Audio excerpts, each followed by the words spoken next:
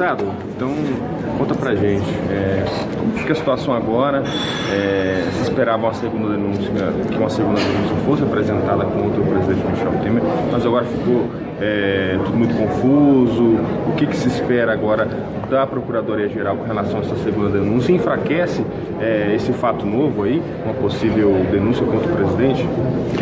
Não, na minha avaliação não. Os aliados de Temer se apressam sempre em tentar retirar a credibilidade tanto do Procurador-Geral da República como dos delatores. Eu nunca tive nenhuma dúvida que um delator é um criminoso, né? O Joesley é um grande criminoso. Agora ele está delatando um outro grande criminoso, que é o presidente em exercício, Michel Temer. Os fatos que ele tem relatado, todos eles estão se confirmando com provas robustas. Por exemplo, a mala de dinheiro que saiu de dentro daquela pizzaria na mão de um deputado federal que é da estrita confiança de Michel Temer, isto não muda em nada pelo incidente e pela ilegalidade de que, ao que tudo indica, Joesley Batista omitiu uma parte dos crimes que conhecia. Mas isso não significa que todos os outros crimes que ele descreveu estejam sepultados por conta dele ter omitido. O procurador foi muito correto ao dizer ontem, Dr. Rodrigo Janot, que Joesley corre o risco de perder parte dos benefícios da delação. Mas aquilo que ele delatou e assuntos sobre os quais já se constituíram provas contra Temer e diversos dos seus aliados, isto permanece absolutamente intacto. Então, a tentativa de criar uma confusão e a tentativa de desqualificar e desmoralizar a Lava Jato é um dos principais objetivos de Temer na presidência da República. Isso o senador Jucá já nos ensinou lá atrás, a chamada Operação Estancar a Sangria. Então, para eles, qualquer motivo é um motivo para dizer, vai parar a Lava Jato. O Procurador-Geral da República não pode mais agir. Não, o Procurador-Geral da República ele pode e deve agir até o dia 17, onde vai o mandato dele. Eu, particularmente, acho que não há nenhum motivo para que ele não envie a segunda denúncia, que deverá ser, inclusive, mais consistente do que a primeira. E se, porventura, ele não enviar a segunda denúncia, eu imagino que o Ministério Público não vai mudar a sua conduta pelo fato de que sai Janot e entra uma nova procuradora como Procuradora-Geral da República. O presidente da CCJ ele disse que, uma vez aberta a investigação e for comprovada a irregularidade na delação de Joesley, dos irmãos Batista, fica contaminado tudo que ele já disse. Porque acaba perdendo a credibilidade, né? Se ele mentiu em alguma coisa, como é que pode provar que ele não mentiu em relação ao... É que o conceito de credibilidade sobre uma delação não é a credibilidade do delator. Porque o delator, de fato, é um criminoso. Só se torna delator quem é um criminoso, e um criminoso grave. O que dá veracidade e força a uma delação é o conjunto de provas que se constituem a partir da investigação que é feita com base nas pistas e caminhos que o delator entrega para a justiça. E no caso de Temer, por exemplo, toda a gravação que foi feita e aquilo que o Temer disse, ontem eu ouvi o advogado de Temer dizer que o delator havia sido preparado para ir ao encontro de Temer e fazer aquela gravação no Palácio Jaburu. E isso é verdade.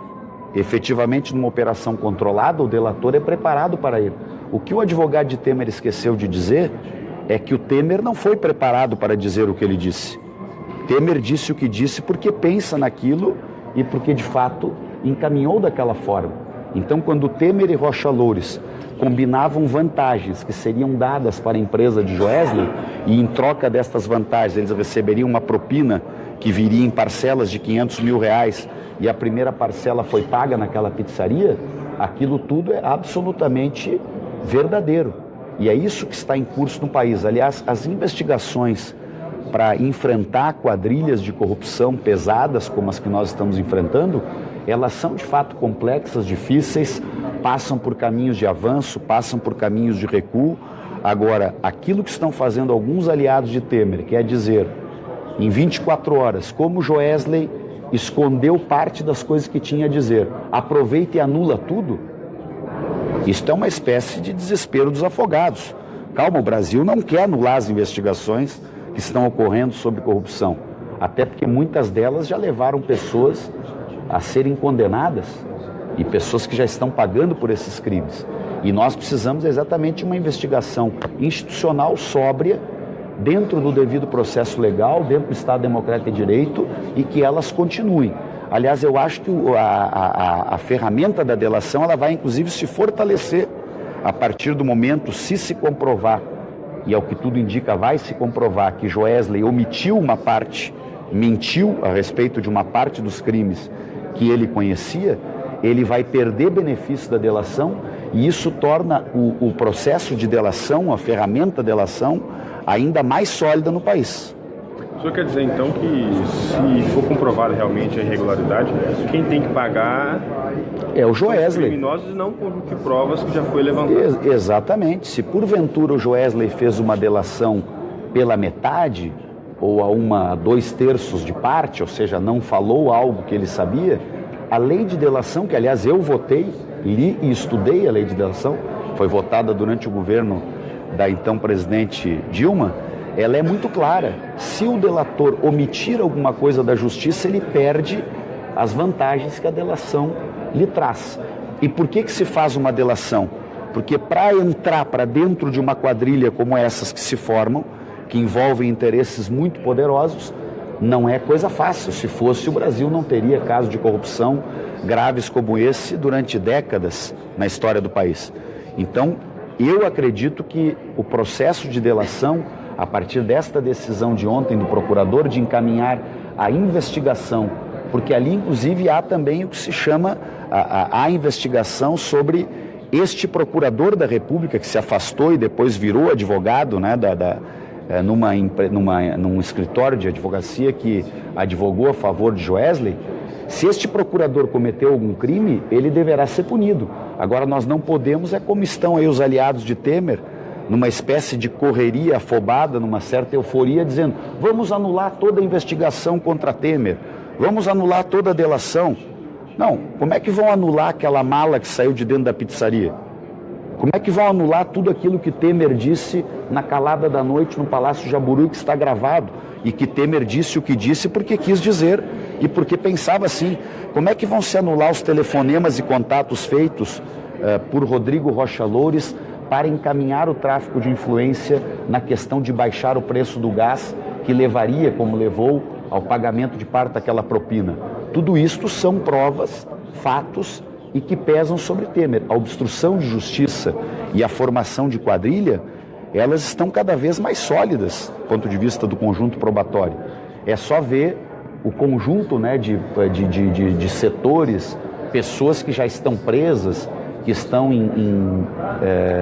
respondendo a esses processos, já condenadas em primeira instância. Então, o que está acontecendo no Brasil não é uma grande ficção científica, é algo real, forte. Podem ter erros aqui ou ali, corrija-se os erros, mas siga o caminho geral das investigações, que é o que o povo brasileiro deseja e que nós estaremos aqui no parlamento para defender. Obrigado, deputado. O acordo de reforma política, como ficou? Vai votar hoje? Como é? Eu estou defendendo que a votação seja feita hoje e que todos se posicionem no plenário. Eu, por exemplo, sou contra o distritão, quero votar contra o distritão. Eu sou a favor do sistema distrital misto alemão com proporcionalidade na distribuição de vagas. Quero votar a favor disto. Eu sou a favor de um fundo público de valor moderado. Quero votar a favor disso. Então, o que eu estou defendendo é que o tempo dos acordos já passou. Agora é tempo de votação. Quem tiver votos vai aprovar, quem não tiver vai ver sua tese rejeitada, porque se não votar nada, nós não vamos, inclusive, reduzir o custo de campanha, que só pode ser reduzido votando-se tetos que rebaixem o valor máximo que pode ser gasto nas campanhas. Bom, gente.